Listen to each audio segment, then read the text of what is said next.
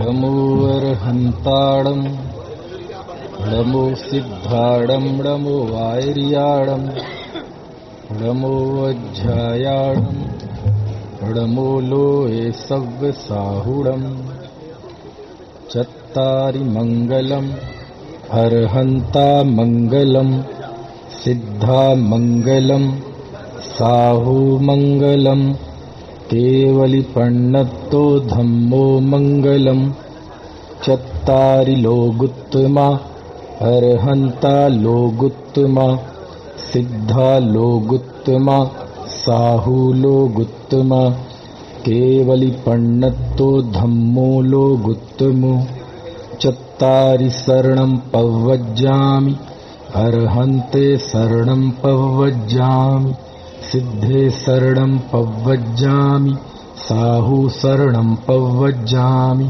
केवलिपण्णत्तं धम्मं शरणं पव्वज्जामि। अभी हमने अष्टपाहुड़ विधान किया तो मेरे मन में आया कि क्यों ना थोड़ी सी चर्चा इसी पे कर ली जाए। क्या है अष्टपाहुड़? ये अष्टपाहुड़ 8 ग्रंथों का संकलन है। अष्टपाहुड़ में जो 8 पाहुड़ संकलित हैं ये 8 शास्त्र हैं। 8 शास्त्र एक जगह हैं और उसका नाम रख दिया अष्टपाहुड़। अष्ट मतलब 8 और पाहुड़, ये पाहुड़ क्या होता है? कुंद देव के समयसार का नाम समयसार नहीं है, समय पाहुड़। उन्होंने स्वयं लिखा बोच्छामी समय पाहुड़, है ना। आचार्य गुणधर स्वामी का ग्रंथ है कसाय पाहुड़। ये पाहुड़ क्या होता है? पाहुड़ शब्द आचार्य ये अपने गौतम स्वामी ने, गणधर स्वामी ने जिन द्वादशांगों की रचना की थी, उन द्वादशांग में जो पूर्व हैं, पूर्वों में 3900 पाहुड़ हैं। समझ में आया? मतलब पाहुड़ यानी छोटे छोटे चैप्टर हैं जिनका नाम है पाहुड़। नाम अलग अलग है, समय पाहुड़, ज्ञान पाहुड़ आदि आदि, लेकिन पाहुड़। पाहुड़ का अर्थ होता है तीर्थंकर द्वारा प्रस्थापित। पाहुड़ का अर्थ क्या होता है? जो तीर्थंकर द्वारा प्रस्थापित हो और महान आचार्यों के द्वारा जिसे धारण किया गया हो, ऐसे अर्थ को पाहुड़ कहते हैं। ठीक है। दूसरा, पाहुड़ का अर्थ होता है सार। क्या होता है अर्थ? सार। और पाहुड़ का तीसरा अर्थ होता है भेंट, उपहार, गिफ्ट। समझ गए आप? 3 अर्थ मुख्य रूप से हैं। जब कुंद देव के ग्रंथों में पाहुड़ शब्द है तो वह तीनों अर्थों में हो सकता है, क्योंकि आचार्य कुंद अंगों के और पूर्वों के सीधे ज्ञानी तो नहीं थे, लेकिन उसके सार के ज्ञानी तो थे। इसलिए इस बहुमान में उनके सारे ग्रंथों के नाम के आगे क्या लगा है? लगभग सभी, सब नहीं, पाहुड़।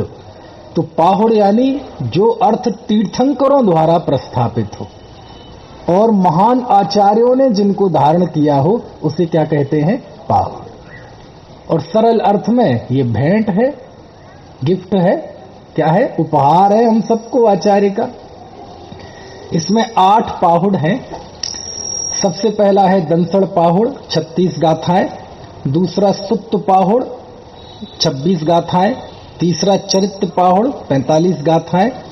चौथा बोध पाहुड़, 106 गाथाएं। फिर भाव पाहुड़, 165 गाथाएं।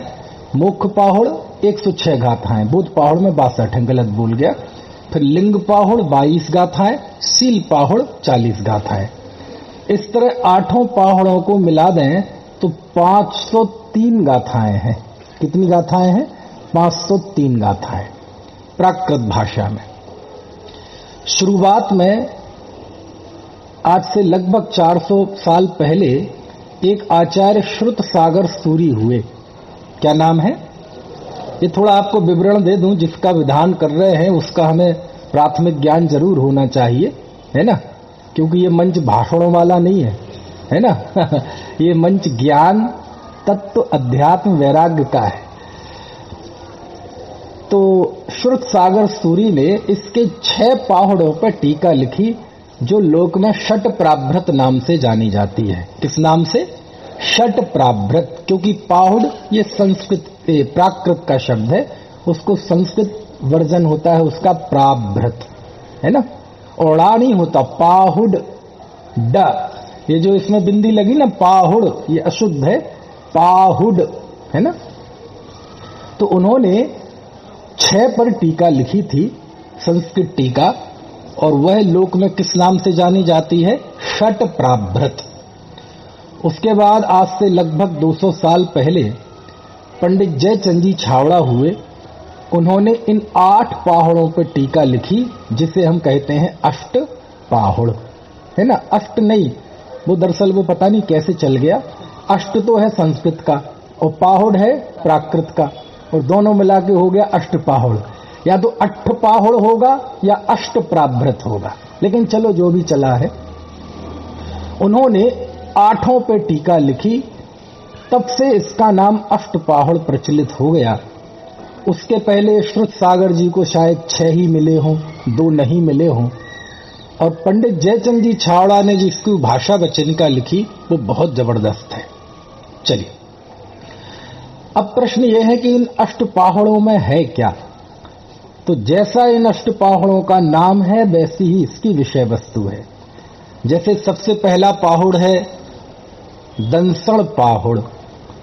दंसण मतलब दर्शन, दर्शन मतलब जिन दर्शन। और आचार्य लिखते हैं दंसण मूलो धम्मो उविठ्ठयो जिणवरे ही शिष्याणाम तम सोऊण सकंडे दंसण हीड़ोण बंदिब्बो, कि भाइयों सुनो, धर्म दर्शन मूलक है। धर्म तो चारित्र है, यही कुंद कुंद देव प्रवचन सार में लिखते हैं चारित्रम खलु धम्मो। चारित्र वास्तव में धर्म है, लेकिन वह धर्म का मूल क्या है? दर्शन, है ना। धर्म दर्शन मूलक, दर्शन मूलक धर्म का उपदेश जिनवरेंद्रों ने अपने शिष्यों के लिए दिया है। दंसण मूलो धम्मो उव इट्ठो जिणवरे ही शिष्याणाम। दर्शन मूलक धर्म का उपदेश जिन वरेंद्रों ने अपने शिष्यों के लिए दिया है, यानी ऐसे धर्म का उपदेश दिया है जिसका मूल क्या है? दर्शन है। तो क्या करें? तम सोण सकंडे, हे कान वालो सुनो, सकंडे, हे कान वालो, तम उसको, सोण अरे सुनकर उसको सुनो। आचार्य तंज कस रहे, क्या कह रहे? तंज कस रहे, कान वालो हे कान वालो तम सोण सकंडे, हे कान वालो सुनो क्या? दंसण हीणोण बंदिब्बो, दर्शन से रहित जीव वंदना के योग्य नहीं। समझ में आया? फिर आचार्य ने पूरे इस दंसण पाहुड़ में आचार्य वर ने दर्शन का वर्णन किया, और दर्शन के वहां 2 अर्थ मिलते हैं। एक दर्शन का अर्थ 7 तत्वों का, 6 द्रव्यों का, 5 अस्थिकायों का, भगवान आत्मा का श्रद्धान, उसका नाम सम्यक दर्शन। और 14वीं गाथा में दर्शन का अर्थ आचार्य करते हैं। दर्शन मतलब क्या? तो दर्शन यानी कहते हैं ये जो दिगंबर मुनि की मुद्रा होती है, बस इसी का नाम दर्शन है। क्योंकि वहां दर्शन का अर्थ मत, दर्शन का अर्थ धर्म। तो कहते हैं जिन धर्म क्या है, जिन दर्शन क्या है, तो कहते हैं जो दिगंबर मुद्रा देख रहे हो ना मुनि की, बस इसी का नाम जैन धर्म है। यही चलते फिरते जैन धर्म है। क्या मतलब हुआ? हे गुरुवर शाश्वत सुख दर्शक, यह नग्न स्वरूप तुम्हारा है, जग की नश्वरता का सच्चा दिग्दर्शन करने वाला है। धर्म कोई हवाओं में नहीं होता। अहिंसा, सत्य, अपरिग्रह, अचौर्य, अनेकांत, स्यादबाद कहां होता है? इन हवाओं में होता है। धर्म धर्मात्मा में होता है। धर्म चर्चाओं में होता है? नहीं, धर्म धर्मात्मा में होता है। धर्म कई पहाड़ों पे रखा? नहीं, धर्म धर्मात्मा में होता है।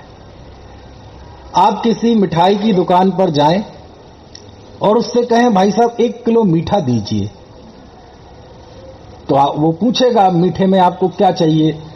रसगुल्ला चाहिए, गुलाब जामुन चाहिए, बर्फी चाहिए? नहीं नहीं नहीं नहीं नहीं नहीं, नहीं ये नहीं चाहिए, हमें तो 1 किलो मीठा चाहिए। अरे तो वही तो पूछ रहा हूं, मीठे में क्या चाहिए, है ना? राजभोग चाहिए, काजू कतली चाहिए, है ना? अपन अभेद वाले हैं, अखंड, हम भेद में नहीं पड़ते, हमें तो 1 किलो मीठा चाहिए।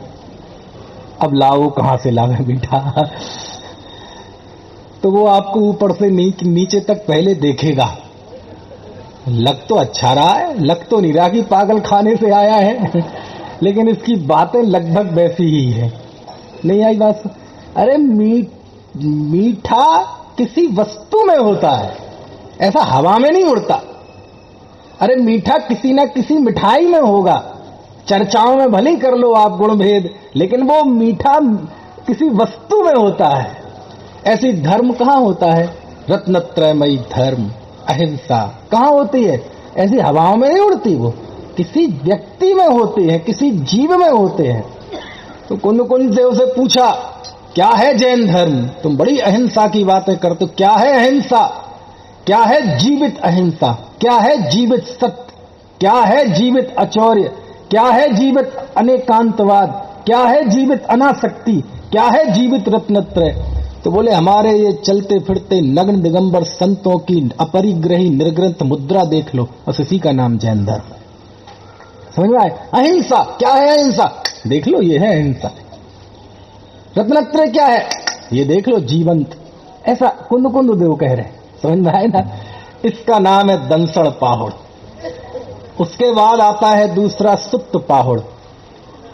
और आपको बता दूं, ये पूरे पाहुड़ आचार्य ने एक ही उद्देश्य से लिखे, और वो उद्देश्य था दिगंबरत्व की रक्षा। काय की रक्षा? दिगंबरत्व की रक्षा। क्योंकि आचार्य कुंद देव आज से 2000 साल पहले जिस समय हुए, वो समय बड़ा विषम था। कुंद देव के सामने अनेक चुनौतियां थीं। आपको कभी कभी प्रश्न खड़ा होगा कि जब हम मंगलाचरण में बोलते हैं मंगलम भगवान वीरो, मंगलम गौतमो गणी, मंगलम कुंदाद्यो, जैन धर्मोस्तु मंगलम। भगवान महावीर मंगल है, मंगलम भगवान वीरो। दूसरा मंगलम गौतमो गणी, गौतम स्वामी मंगल है। तीसरा मंगलम कुंदाद्यो, तीसरा मंगल कहा आचार्य कुंद देव को। तो फिर प्रश्न खड़ा होता है कि आचार्य कुंद देव का नाम अकेला क्यों लिया? क्यों बाकी आचार्य नहीं थे क्या मंगल? अरे वो भी मंगल थे, लेकिन जैसे हाथी के पैर में सबके पैर समा जाते हैं, ऐसे ही 2000-2500 साल की आगम परंपरा, आचार्य परंपरा में एक नाम लिया। किसका? आचार्य कुंद का। आचार्य धरसेन स्वामी, आचार्य गुणधर स्वामी, आचार्य पुष्पदंत भूतबली, आचार्य अकलंक स्वामी, आचार्य उमा स्वामी, आचार्य वट्टकेर स्वामी, आचार्य शिवकोटि महाराज, आचार्य जयसेन स्वामी, गुणभद्राचार्य, जिनसेन आचार्य, सभी हमारे महान आचार्यों को एक नाम में शामिल कर लिया। किनको? किनके नाम में? कुंद देव। तो प्रश्न खड़ा होता है कि आखिर कुंद देव का नाम क्यों? कुंद देव ने ऐसा क्या किया कि मंगलाचरण में उनका नाम आया? अब कारण बहुत है, इस पे कभी सुनना हो तो मेरे 1 घंटे का पूरा व्याख्यान है, हुए हैं ना होएंगे मुनिंद कुंद से, तो वो तो नहीं सुनाऊंगा, लेकिन इस पाहुड़ से संबंधित जो एक बात है वो जरूर बताऊंगा। दरअसल क्या है कि आज से 2000 साल पहले, और आप तो जानते ही हैं पंचम काल है। पंचम काल मतलब विभाजन का युग। इसमें डिवाइडेशन होते हैं, इसमें टूट फूट होती है, परिवारों के बीच में, संस्कृतियों के बीच में, धर्मों में, धर्मात्माओं में। और इसके लिए कोई शास्त्र खोलने की जरूरत नहीं है। समझ में आए ना? ये हम आसपास अपने सब देख ही रहे हैं। और इस विभाजन की शुरुआत भगवान महावीर के मोक्ष जाने के कुछ समय भी बाद हो चुकी थी, दिगंबर और श्वेतांबर के रूप में। बहुत सारी बातें थी। और आप जानते हैं कि पंचम काल में सारी मांगलिक चीजें हाथ से खिसकती जाती हैं। मनुष्य की बुद्धि, आयु, बल, भोगोपभोग की शक्ति, आत्मबल सब कुछ क्षीण होता जाता है। समझ में आया? और आंखों के सामने दिख रहा है। आज से ही हमारे सामने 80% लोग 60 प्लस हैं। आप सब जानते हैं पहले 8वीं का बच्चा 6 फीट का होता था, और अब जाओ आप पूरी यूनिवर्सिटी में, इंजीनियरिंग कॉलेजों में, कोई 6 फीट वाला ढूंढने से नहीं मिलेगा। साफ साफ दिख रहा है ना, चीजें घटती जा रही हैं। पहले कभी नहीं सुना होगा आपने हमारे बुजुर्गों में किसी का कोई इतिहास कि किसी ने आत्महत्या कर ली हो। सबके अंदर दुख, दर्द, पीड़ा सहने की सामर्थ्य थी। आज का बच्चा जरा सा नंबर का माजा इतने में सुसाइड कर लेता है। ताकत ही नहीं रही झेलने की। शारीरिक शक्ति, पहले के लोग 10-10, 15-15 किलोमीटर चलना रोज आम बात थी, और आजकल तो ये हालत है कि फोन करते करते आदमी घर से दूर निकल जाए, बात करते करते तो लौट के उसे रिक्शा करना पड़े। 2 कदम पे जाने के लिए इसे कार चाहिए, एक्टिवा चाहिए। शक्ति नहीं रही। समझ में आया ना? साफ साफ दिख रहा है। पहले के व्यक्ति जितना आज का एक नवयुवक खाता है ना, जितनी उसकी डाइट है, पुराने लोग तो इतनी पेट भरने के बाद ऊपर से खा लेते थे। होता था कि नहीं? और आज जरा से में टाइम भूल जाता है। शक्ति नहीं रही। कुछ बात समझ में आ रही कि नहीं? बुद्धि का ये हाल। पहले की माताएं, बहनें, भाई भले ही अशिक्षित हैं, कम पढ़े लिखे हैं, लेकिन कितना याद रहता था उन्हें। पूरे गांव के लड़के लड़कियों का बायोडाटा उनसे ले लो आप। पुरुषों को सैकड़ों नंबर मुंह जुबानी याद रहते थे, और आज के व्यक्ति को तो ज्ञान नहीं बढ़ा है, ज्ञान की पराधीनता बढ़ी है। अभी आपसे 1 घंटे के लिए मोबाइल छीन लिया जाए तो आप वैसे ही तड़फेंगे। पानी में मीन प्यासी, जैसे मछली तड़पती है पानी से निकलने के बाद। अब अपना नंबर याद नहीं रहता लोगों को। और आजकल तो सबके 2 नंबर रहते हैं ना मोबाइल में। जैसे आपकी पत्नी का नाम है कोई भी आरती, तो आरती के 2 नंबर होंगे, एक आरती और एक आरती जियो। और वो जियो वाला नंबर किसी को याद नहीं रहता, खुद का हमें भी याद नहीं है अपना। तो पराधीनता बड़ी। हर चीज के लिए हमें एक साधन चाहिए। तो साफ साफ दिख रहा है कि ये चीजें किस तरफ जा रही हैं। यानी इसके लिए शास्त्र खोलने की जरूरत नहीं है। और शास्त्र में इन कंडीशंस को लिखा है, हुंडा अवसर्पणी काल। कौन सा? अवसर्पणी काल, जहां सब कुछ ह्रासोन्मुख होगा, विभाजित होंगे, लोग धर्म से दूर होंगे, धर्मात्मा कम होंगे, अधर्मात्मा ज्यादा होंगे, धर्म की चर्चा बहुत होगी, परिणति में धर्म नहीं होगा, मंदिर बढ़ेंगे लेकिन भक्ति बढ़ेगी, लेकिन विवेक घटेगा। समझ में आए ना? ग्लैमर होगा लेकिन पवित्रता गायब होगी, सारी चीजें। तो विभाजन का युग था कुंद देव के समय। तो आचार्य कुंद देव के सामने एक विभाजन तो हो ही चुका था, लेकिन एक तीसरी शक्ति भी थी जिन्हें हम कहते थे यापनीय। क्या बोलते थे? यापनीय। अब सुनना भैया, सब इतिहास की बातें हैं, मंगलम कुंद आद्यों को समझने के लिए बड़ा जरूरी है। वो सब होते तो दिगंबर थे, करपात्री हुआ करते थे, नग्न होते थे, नगरों के बाहर रहते थे, लेकिन उनकी कुछ मान्यताएं ऐसी होती थी कि वो अन्य जो जैन मतावलंबी हैं उनके आगमों को भी स्वीकार करते थे। मतलब सहिष्णुतावादी थे, समझौतावादी थे, उदारवादी थे, लिबरल थे। वो कहते थे हाँ हम तो नग्न हैं लेकिन कपड़े वालों को भी मुक्ति हो सकती है। हम तो परिग्रह से रहित हैं, दिगंबर हैं, लेकिन परिग्रह सहित भी हो सकती है। समझ में आए ना? महिलाओं को भी हो सकती है। ऐसे ऐसे उन्होंने वो सारी बातें की।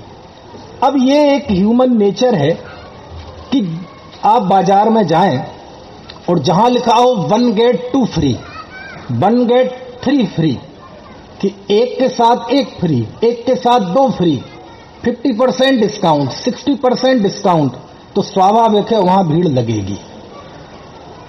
समझ में आया? लगती है कि नहीं? पता चले 10-10 हजार की साड़ी 200-200 रुपए में मिल रही है, तो स्वाभाविक है वहां भीड़ लगेगी। लेकिन आदमी ये दिमाग नहीं लगाता कि जरा सोचो तो 2,000 रुपए की साड़ी 200 रुपए में कैसे मिल जाए। समझ में आया? लेकिन ये भारतीय व्यक्ति का नेचर है, जहां एक बार गया भीड़ लग जाती है। अरे भाई, उसमें कुछ ना कुछ डिफेक्ट होगा, नहीं तो 2,000 की साड़ी 200 रुपए में नहीं मिल सकती। कौन देगा? समझ में आया? ये शर्ट अरे बनवाने के 400 रुपए ले लेते हैं और वहां 150 रुपए में मिल रही है। अरे कागज की भी बनाएगा तो नहीं हो सकती 150 रुपए में, लेकिन मिलती है। तो जब एक के साथ एक फ्री अनेक तरह की छूट दे दी जाती है तो वहां भीड़ लगती है। और उस समय जो एक ब्रांडेड माल बेच रहा है बिल्कुल शुद्ध, वो बेचारा देखता है कि देखो लोग बेवकूफ बन रहे हैं। समझ में आया? यही हुआ आज से 2000 साल 2100 साल पहले, जब जैन धर्म में अनेक तरह के शिथिलाचार आए, अनेक तरह की उदारवादी प्रवृत्ति आई, अनेक तरह के है ना शिथिलाचारों को भी स्वीकार किया जाने लगा, तब कुंद देव को लगा कि देखो होता क्या है, जैसे 100 लोग हैं समाज में तो प्रभावशाली 10 लोग होते हैं, 5 एक तरफ 5 एक तरफ। अब 5 जो पावरफुल हो जाएंगे बाकी 90 उसके पीछे चले जाएंगे। ये हमेशा रहा है। कुंद देव ने देखा कि उदारवादिता की बातें लोगों को बहुत अच्छी आ रही हैं और भाषण बहुत अच्छे दिए जा सकते हैं। मान लीजिए मैं यहां, अरे भाई ऐसा नहीं है, भगवान आत्मा को जानने से ही मोक्ष नहीं होता। अरे कहीं भी हो कैसे भी हो सबको मोक्ष होता है, वस्त्रधारियों को भी होता है। अरे महिलाओं ने क्या बिगाड़ा, एक महिला सशक्तिकरण पे भाषण दे दो, समझ में आए ना, उनको भी मोक्ष होता है।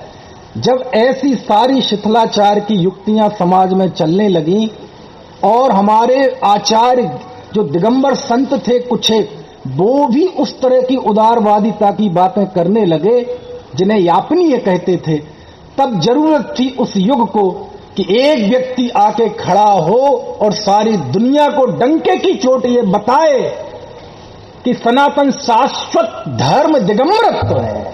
समझ में आया? तब जाके उन्होंने लिखा, क्या लिखा? सुत्त पाहुड़ में, रवि सिज्जदी बत्त धरो जड़ सासड़े जदबी होई तिथैरो रग्गो भी मोख मग्गो शेषा उम्मग गया सब्बम। क्या अर्थ है इसका? जैन शासन में रवि सिज्जदी बत्त धरो, वस्त्रधारी को मोक्ष की प्राप्ति नहीं होती, जदबी होई तिथैरो, भले ही वह तीर्थंकरी क्यों ना हो। रग्गो विमोख मग्गो, इस तरह नग्नता मुक्ति का मार्ग है। शेषा उम्मग गया सब्बे, और बाकी सब उन्मार्ग है।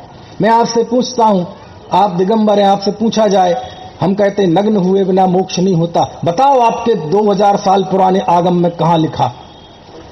कुंद देव ने लिखा। कहां लिखा? कुंद देव ने लिखा। षटखंडागम में नग्गो भी मोक्ष मग्गो नहीं है, उसका विषय अलग है। कुछ बात समझ में आ रही ना? तो उस समय जो दिगंबर धर्म में बहुत सारी शिथिलाचार आ गया था, दिगंबर शिथिलाचार के पोषक हो गए थे, तब कुंद देव उस समय झंडा लेकर खड़े हुए और कहा कि नग्नता मुक्ति का मार्ग है, शेष सब उन्मार्ग है। जयजाद रूप सरिसो, सुप्त पाहुड़ की गाथाएं बोल रहा हूं मैं। तिल तुस्मितम लगे हदि हत्तेसु जय ले अप बहुयम तत्तो पुड़ जाद गोदम। जैसे कोई जन्म लिया हुआ बालक होता है, जहजाद रूप सरिसो, यथा जात रूप के तरह, जहजाद रूप सरिसो तिल तुस्मितम लगे हदि हत्तेसु, जिसका यथा जात रूप नग्न दिगंबर है और तिल तुष मात्र भी जिसके परिग्रह नहीं है, ऐसा वह दिगंबर जय ले अप बहुयम, इतना सा भी परिग्रह यदि रखता है, तत्तो पुड़जादिड़ गोदम, वह निगोद जाता है। ये कुंद देव ने आज से 2000 साल पहले दिगंबरत्व की रक्षा की। समझ में आए ना? और सच कहता हूं, कुंद देव ने 2000 साल पहले यदि वो चाबुक नहीं चलाया होता, वो सख्ती और कठोरता नहीं बरती होती, और वो भी शिथिलाचार की पोषक युक्तियों उन्होंने अपने पहाड़ों में लिख दी थी होती, तो आज आते आते रहा सहा दिगंबर धर्म भी खत्म हो जाता। आज दिगंबरत्व में जो भी पवित्रता है, जितनी भी पवित्रता है, जितनी भी कठोरता है, वो सब किन की है? कुंद देव की है। क्यों? आज के समय में अच्छी चीजें चलाने में पसीना आ जाता है, शिथिलाचार तो जरा से में कोई भी चला दे। तो एक स्थिति ऐसी आती है कि शुरुआत में कोई शिथिलाचार असहज लगता है और धीरे धीरे जब वो बढ़ जाता है तो वह शिथिलाचार फिर शिष्टाचार बन जाता है, वो संस्कृति बन जाती है। समझ में आया? इसका नाम है सुत्त पाहुड़। इस सुत्त पाहुड़ में आचार्य ने दिगंबरत्व की स्थापना की है। काय की स्थापना की है? दिगंबरत्व की स्थापना। लेकिन आप जब इस अष्टपाहुड़ में जाएंगे तो आप देखेंगे कि आचार्य कुंद ने 2 प्रकार के शिथिलाचार पर प्रहार किया है। कितने प्रकार के? 2 प्रकार के। एक तो वो जिसे क्रिया का शिथिलाचार बोलते हैं, है ना। और जब उन्होंने क्रिया के शिथिलाचार पर प्रहार किया तो दिगंबरत्व को स्थापित किया। एक दूसरा शिथिलाचार वो था कि जिसकी क्रियाएं तो बहुत अच्छी हैं, कोई क्रिया में दोष नहीं है, बढ़िया जैसा एक स्वरूप है, आचरण के अनुसार पूरा आचरण, कोई दोष नहीं लगाता, और शास्त्र भी पढ़ रखे हैं, ज्ञान नहीं है ऐसा नहीं है, ज्ञान भी है, क्रियाओं का पालन भी है, लेकिन उसके अंदर तत्व ज्ञान नहीं है, आध्यात्मिक चेतना नहीं है। वो केवल क्रिया को पालन करके ये मान रहा है कि मैं धर्मात्मा हूं, देखो मेरी जय जयकार होती है, देखो मैं किसी जीव की हिंसा नहीं करता, मैं अहिंसा व्रत पालन करता हूं। एक ऐसा जीव कि उसे क्रिया के भार के नीचे दबा जा रहा है, लेकिन उसे आत्मज्ञान नहीं है। एक दूसरा जीव जो खूब शास्त्रों को, सिद्धांत को जिसने रट लिया है, लेकिन मैं गुणस्थानातीत पंचम पारणामिक भाव हूं, इस बात का बोध उसे नहीं। तो जब एक उन्होंने क्रिया के शिथिलाचार पर चोट की और दूसरी उन्होंने आध्यात्मिक जड़ता पर चोट की।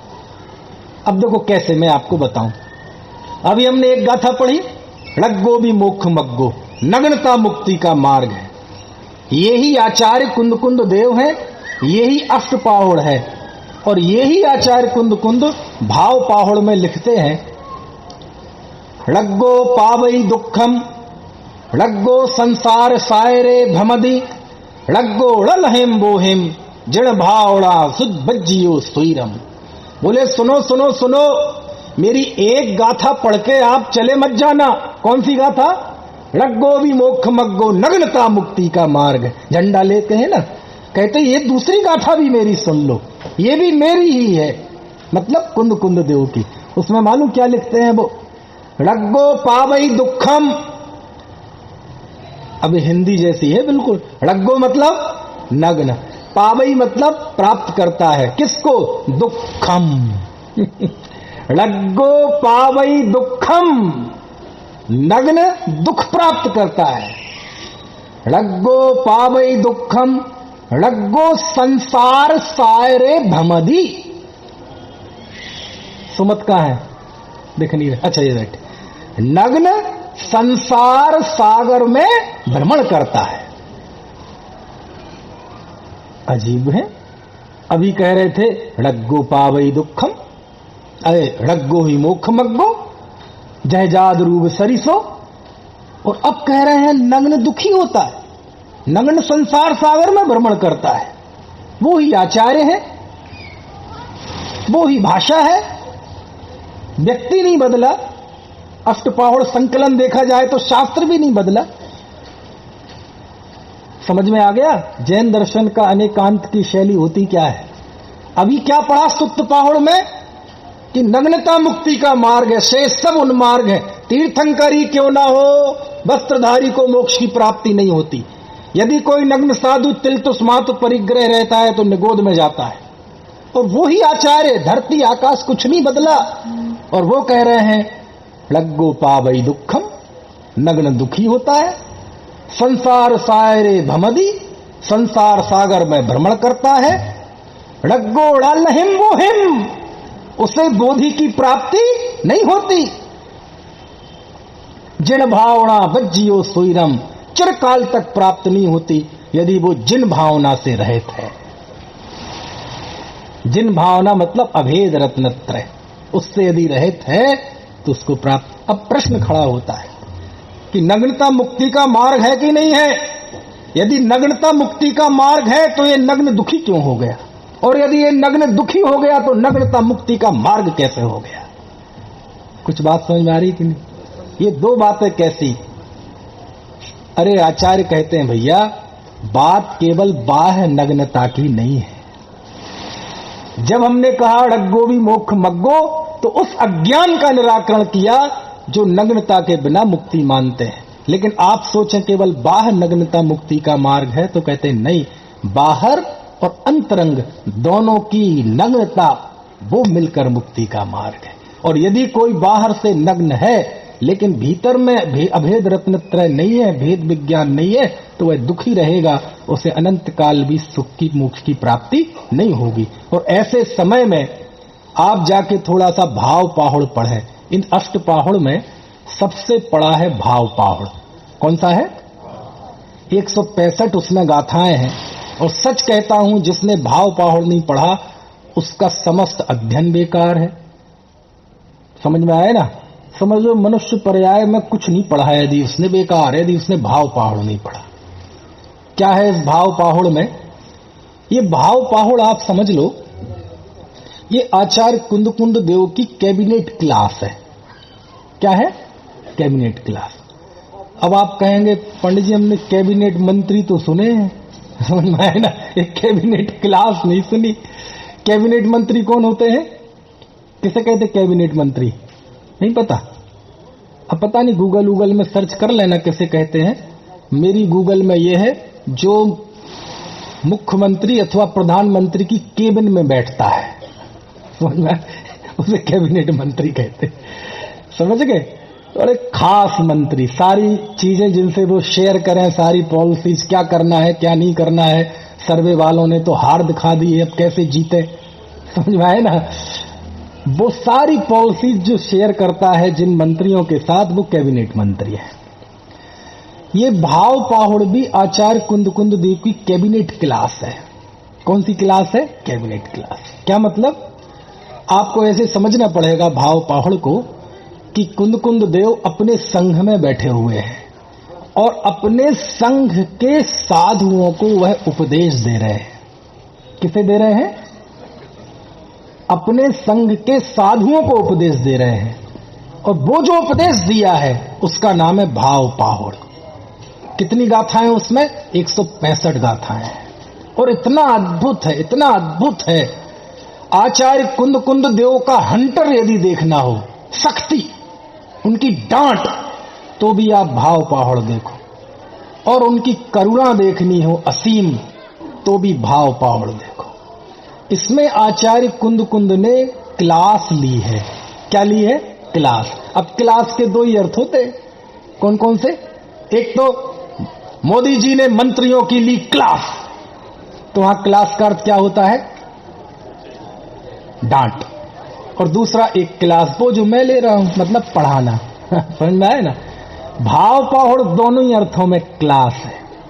आचार्य कुंद भगवान ने उसमें खूब डांटा भी है और खूब करुणा भी बरसाई है। और उनकी डांट क्या है? वो भी करुणा ही है।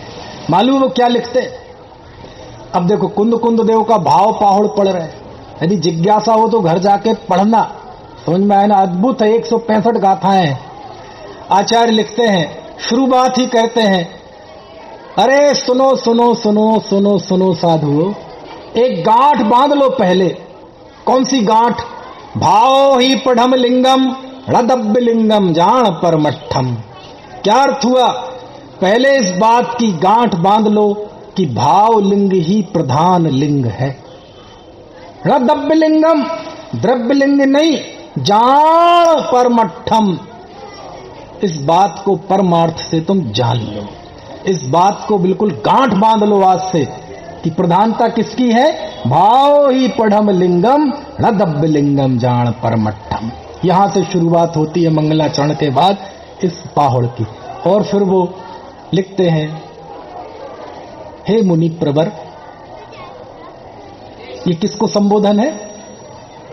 साधुओं को। हे मुनि प्रवर, हे महायश। महायश मतलब जिनका महान यश है। एक बात कान खोलकर सुन लो। ये कान खोलो वाली भाषा वहां नहीं है, मैं अपनी ओर से बता रहा हूं, उनकी बात प्रेजेंट कर रहा हूं। लेकिन महायश और मुनि प्रवर ये आचार्य कुंद देव के संबोधन है। आप दृश्य बन गए, दृश्य कल्पना कर ली कुंद देव व्याख्यान कर रहे हैं, उपदेश दे रहे हैं और सामने उनका शिष्य समुदाय बैठा है। ये ऐसी कैबिनेट क्लास है। और ये वो सभा बता रहा हूं मैं जिसमें आचार्य कुंद देव जैसे वक्ता हैं और जो श्रोता है उसमें सबसे आगे तत्वार्थ सूत्र के कर्ता आचार्य उमा स्वामी बैठे हुए हैं। तब कुंद देव कहते हैं, सुनो सुनो सुनो, हे साधुओं, हे मुनि प्रवर, हे महायश, तुमने पिछले जन्मों में इतने बार मुनि धर्म अंगीकार किया है कि यदि तुम्हारे पिछी कमंडल इकट्ठे किए जाएं तो सुमेरु पर्वत खड़ा हो जाए। तुम्हारे बाल, केशलुंच में बाल छोड़ते ना, तुम्हारे बाल इकट्ठे किए जाएं तो सुमेरु पर्वत खड़ा हो जाए। तुम्हारे नाखून इकट्ठे किए जाएं तो सुमेरु पर्वत खड़ा हो जाए। तुमने इतनी माओ को रुलाया है जन्म ले लेकर, और हर बार दीक्षा लेने जाते थे और मां रोती थी तो तुम हर बार अपनी मां को आश्वासन देते थे कि हे मां, तुझे जितना रोना है रो ले, लेकिन कसम खाता हूं कि आज के बाद किसी दूसरी मां को नहीं रुलाऊंगा। हर बार तुमने ये प्रतिज्ञा तोड़ी और फिर जन्म लिए और फिर माओं को रुलाया, और ऐसे ही माओं के आंसू इकट्ठे किए जाए तो समुद्र भर जाए। इतने बार तुम मुनि बने हो। और कई बार पर्वत से गिरकर मरे, कभी जहर से मरे, कभी ठोकर से मरे, कभी सर्दी से मरे, कभी गर्मी से मरे। ऐसे अनंतों जन्मों में दर्दनाक मौत प्राप्त की है तुमने। काय के बिना? भाव लिंग के बिना, आत्मज्ञान के बिना, अभेद रत्नत्रय के बिना। ऐसा कुंद देव लिखते हैं और बीच में संबोधन करते हैं, हे महाप्रवर, हे महाजस। ये संबोधन नहीं है, एक तरह का तंज है।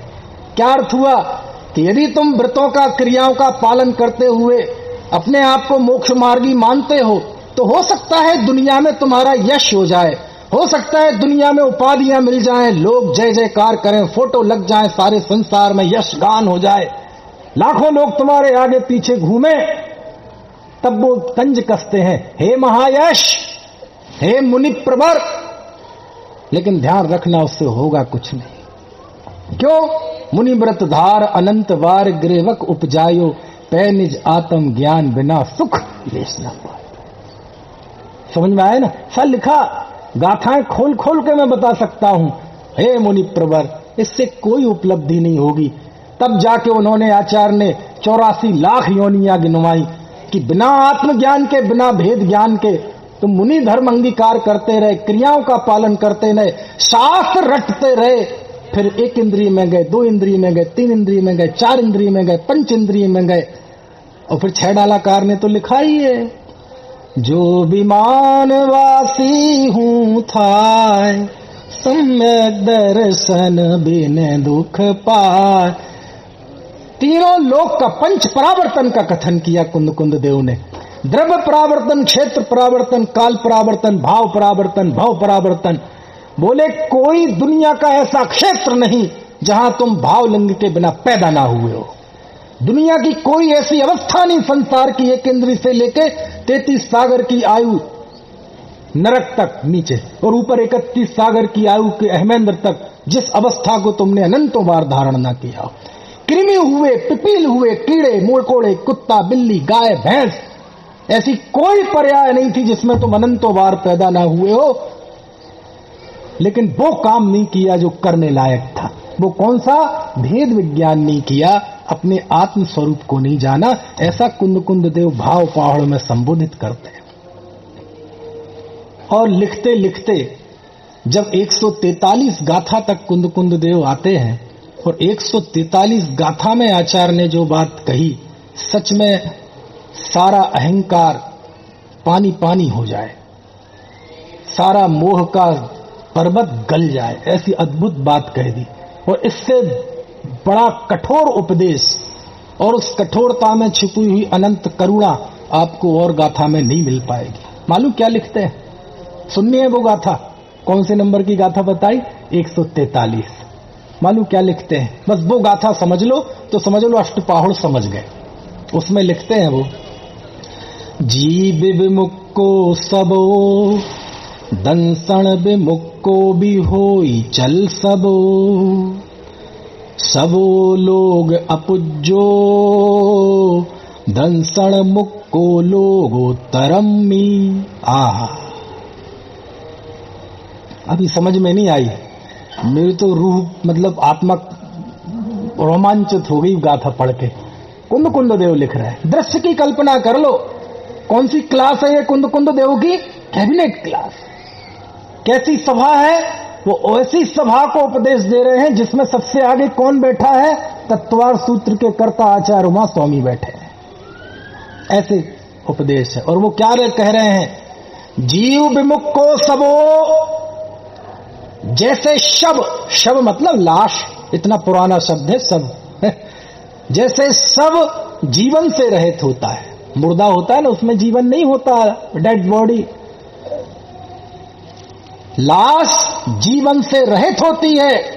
जीव विमुख को सबो, सब जीवत्व से रहित होता है। ऐसे ही कहते हैं दंसण विमुख को भी होई चल सबो।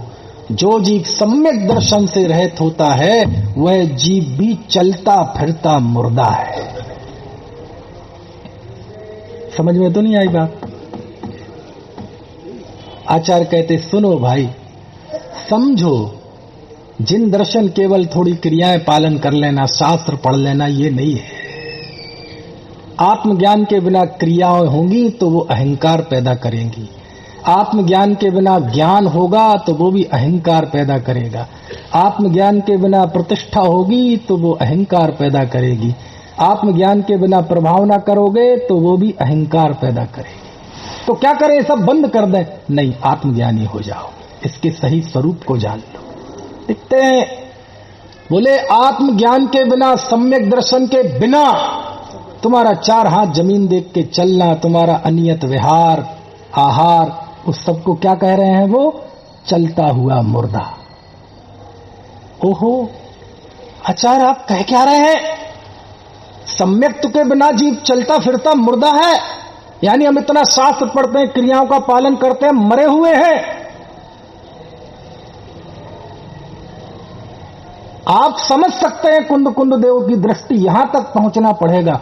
यानी जिस शास्त्र ज्ञान को, जिस थोड़ा बहुत त्याग करके हम अपने आप को धर्मात्मा मानने लगते हैं, बहुत ऊंचा अनुभव करने लगते हैं, आचार्य कुंद कुंद का दृष्टिकोण समझो।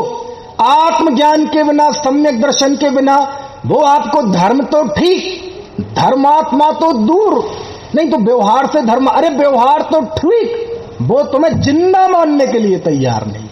जिंदा, धर्मात्मा तो दूर की बात, वो कह रहे मरे हुए। मिथ्या दृष्टि मुर्दा है। क्यों? चेतनता तो है उसमें, अरे उसे तो भान नहीं है चेतना का। बात समझ में आई कि नहीं? चेतन हो लेकिन मानता कहां है अपने आप को चेतन? मिथ्या दृष्टि।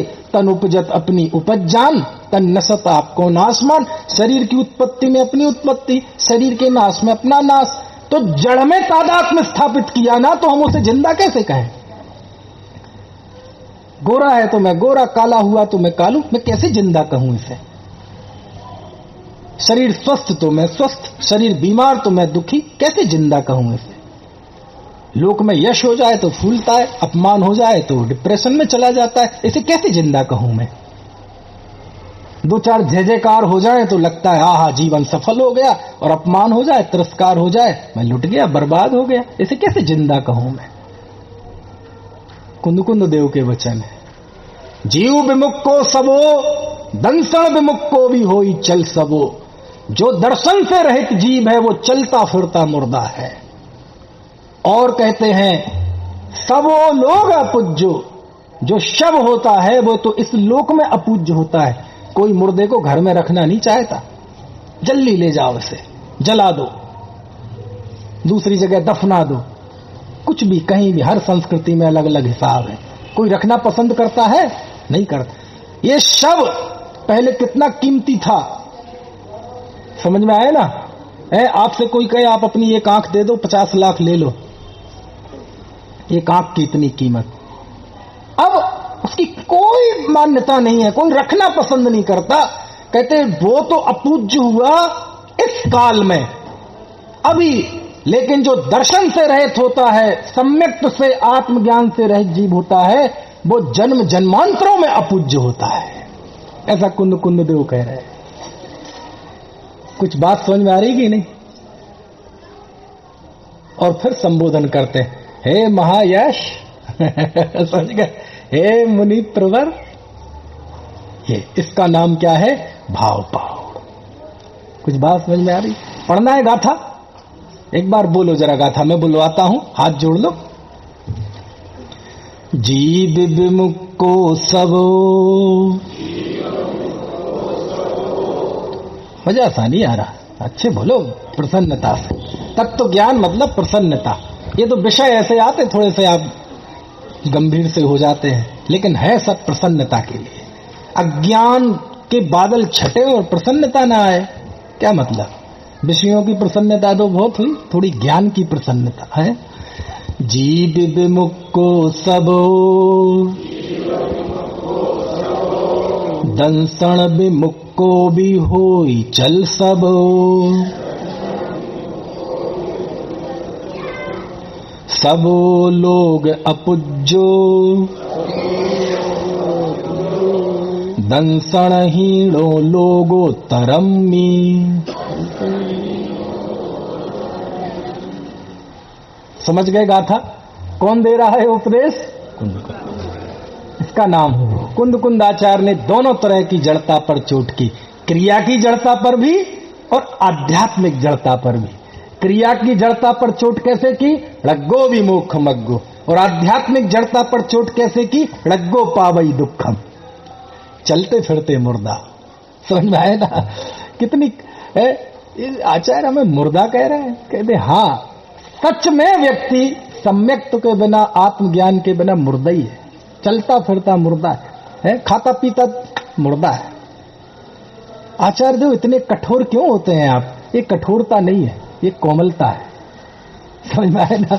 दुनिया आपको दानवीर कह दे, दुनिया आपको पंडित कह दे, विद्वान कह दे, त्यागी कह दे, वृत्ति कह दे, और आपकी आरती उतारे, स्तुतियां करे, मालाएं पहने, अरे सब छलिया लोग हैं। समझ में आया ना? इसमें कुछ नहीं रखा। हमारे हिंदी में एक कवि हुए हैं बहुत अच्छे, रहीम, नाम सुना है? अब्दुल खाने खामा रहीम है। अकबर का जो सेनापति था, बैरम खान उनका बेटा, बहुत प्रसिद्ध कवि। अच्छे अच्छे एक से एक दोहे हैं। इसका एक दोहा मुझे ध्यान आता है, कुंद कुंद देव की करुणा और शक्ति और उनका हंटर देख के। वो लिखता है, दुर्जन की कृपा बुरी, भलो सुजन को त्रास।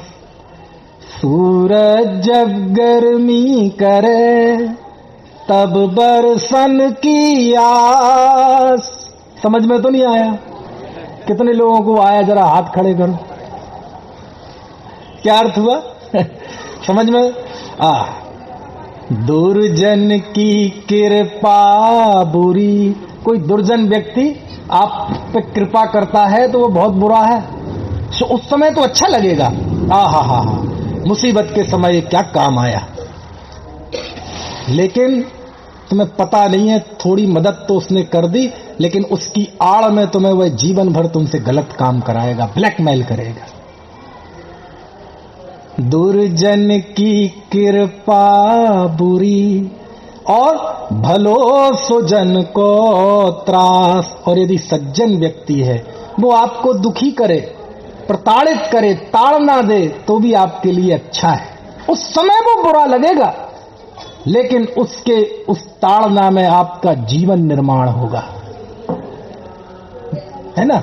जब कोई व्यक्ति गलत काम करता है तो जो उसके दोस्त तैयार कहे, बहुत अच्छा किया, ऐसे तुम्हें और दो, उस समय उसकी बातें अच्छी लगेंगी, लेकिन पता नहीं है जीवन खराब कर देगा। और माता पिता गुरु जिसे, नहीं बेटे ऐसे नहीं करना, कठोर लगते हैं, लेकिन पता नहीं है बेटे इसी में तुम्हारा जीवन निर्माण होगा। समझ गए आप? दुर्जन। और उदाहरण क्या दिया कि जैसे जब भयंकर गर्मी होती ना, मई के महीने में जब बहुत तेज गर्मी पड़ती है तो बहुत दुख, बहुत मतलब कपड़ा बांधो, दोपहर में तो सड़कें खाली सी हो जाती हैं, तो कहते घबराओ मत, खूब गर्मी पड़ी है, इस बात का साइन है कि बारिश अच्छी होगी।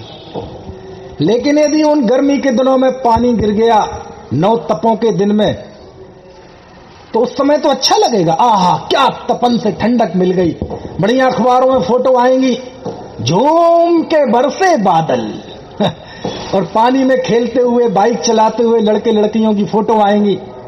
लेकिन सावधान, ये इस बात का साइन है कि जब बारिश होनी चाहिए तब नहीं होगी, अकाल पड़ेगा, सूखा पड़ेगा, अतिवृष्टि, अनावृष्टि। ये उदाहरण दिया रहीमदास ने, समझ गए आप? दुर्जन की कृपा बुरी, भलो सो जन को त्रास, सूरज जब गर्मी करे तब बरसन की आस। तो भैया आचार्यों की, ज्ञानियों की कठोरता ये कठोरता नहीं है, वो आपको मुर्दा भी कहें। अमृतचंद आचार्य तो ऐसे संबोधित देते, हे दुरात्मन, अज्ञानी को कहा हे क्लीब। क्लीब तो समझ गए आप, नपुंसक। अब ये कोई हमें कोई गाली देने के लिए है, चेतना के लिए। काहे के लिए? जीवन में पौरुष आए, चेतना आए, अज्ञान से ऊपर उठे, थोड़े ज्ञान प्रकाशित हो जिंदगी में, उस करुणा से ये वचन। दुनिया ने 2-4 तारीफ के कसीदे कस दिए, क्या है इसमें?